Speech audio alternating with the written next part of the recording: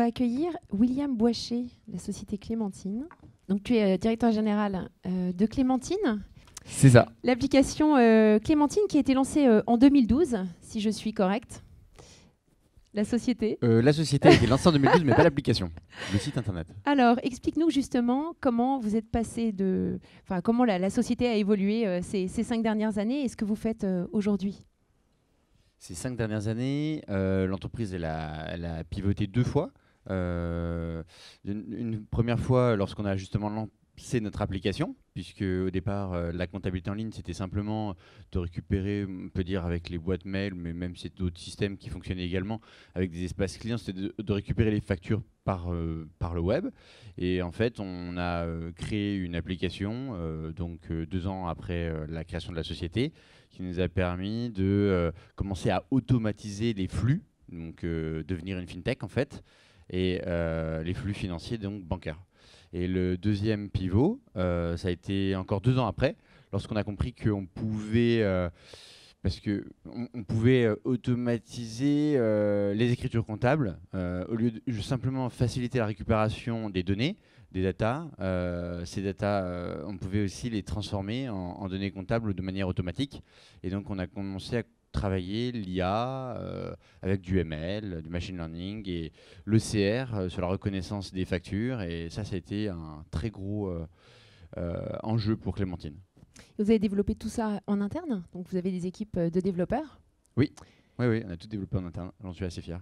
Et ça a pris à peu près combien de temps entre le moment où vous avez lancé l'idée et la mise en prod? Ça a pris environ 10 ans, entre il y a 3-4 ans et dans 7 ans. Et alors, cette application s'adresse à qui exactement? C'est-à-dire votre cible de clients? Notre typologie de client, en fait, c'est le tissu économique français. Aujourd'hui, on a de la chance. La France est le premier pays en B2B en Europe. Et il est composé principalement de TPE, PME, donc des petites entreprises. Et c'est typiquement la typologie de clients de Clémentine, de moins de 10 salariés, moins d'1 million de chiffre d'affaires. Et puis là, on va dire depuis une petite année...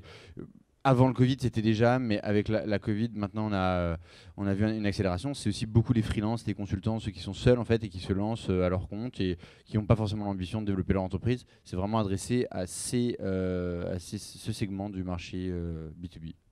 Et j'avais lu ou entendu une de tes interviews où tu disais que vous aviez ouvert des antennes un peu partout en France, notamment dans l'Est de la France. Quelle était la raison d'ouvrir ces antennes en France? Qu'est-ce qui sous-tend derrière? Nous, on croit au cross-canal. Alors, il y a beaucoup de raisons qui font qu'on ouvre ces agences, mais d'une part parce que nos clients ont besoin de conseils et qu'on est expert comptable également. C'est un groupe Clémentine où il y a plusieurs pôles d'activité, donc on a d'expertise comptable inscrit dans l'ordre des experts comptables, et on a une société d'édition de logiciels, et on a encore d'autres sociétés qui font le groupe Clémentine, qui permettent de proposer un service d'éventail et comptabilité très large. Et donc sur l'aspect du conseil, il y avait besoin un petit peu plus d'être présent pour certains des clients. Au-delà de ça, on a certains partenaires qui nous ont demandé également d'être présents physiquement dans certains endroits.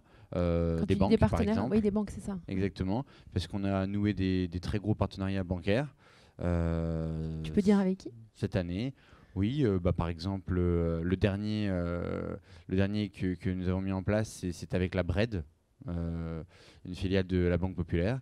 Et donc ensuite, il y a d'autres raisons aussi d'acquisition qui confortent la notoriété en étant présent physiquement à travers plusieurs sites géographiques en France et peut-être demain à l'étranger. Excellent. Alors, vous n'avez pas fait de levée de fonds, si je suis correcte. Est-ce que vous envisagez de le faire pour vous développer et accélérer dans les prochaines années? Oui, je considère une chance de ne pas avoir fait de levée de fonds, même si on peut aussi voir éventuellement là le fait qu'on n'aurait pas pu se développer assez vite. Mais aujourd'hui, je vois aucun de mes concurrents qui s'est développé plus vite que moi, et pourtant ils ont tous levé des fonds. Donc non, à court terme, il n'y aura pas de levée de fonds chez Clémentine.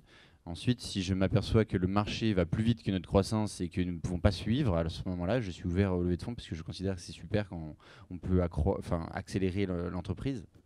Est-ce que tu penses qu'il y a un intérêt aussi à vous développer à l'international et ouvrir dans d'autres pays? Ah oui, j'en suis convaincu depuis le premier jour de Clémentine, et j'ai pas eu l'opportunité encore de le faire pour plein de raisons, notamment réglementaires et aussi de ressources. Donc peut-être que c'est là qu'il y aurait une levée de fonds. Et si tu devais clôturer notre interview par un mot, quel serait-il?